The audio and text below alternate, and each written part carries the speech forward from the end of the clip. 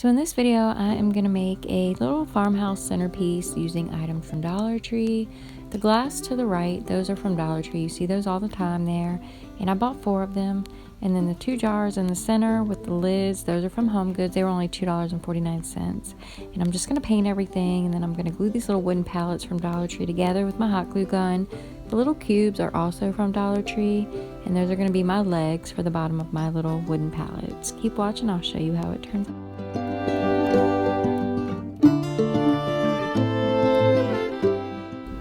So after everything was glued together with my hot glue gun, I went in with some wood stain and I just stained the wood. And I'm just going to paint my jars and my glass with some white paint.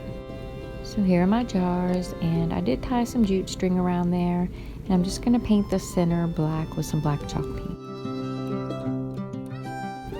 So this is just a plaque from Dollar Tree, and I have painted it white, and I am going to take those little wooden cubes and build legs for the bottom here, and I'm going to make, it's going to be just like a little holder, like a little stand for my jars.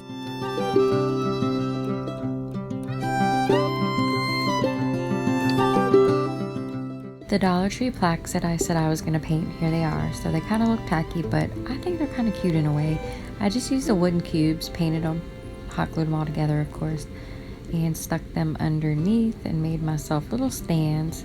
And the jars, of course, I don't think I'll keep in there because you can't really see what's on the jars. But you can put candles in them, you can do whatever. It was just something creative, and it's kind of cute. Here are my Dollar Tree glass vases. I just simply painted them white, added some jute string around there, just kind of tied that, threw some greenery from Hobby Lobby, and used my Cricut machine and cut out the word milk, and it made a cute little centerpiece. That's the end of my video. Thanks so much for watching.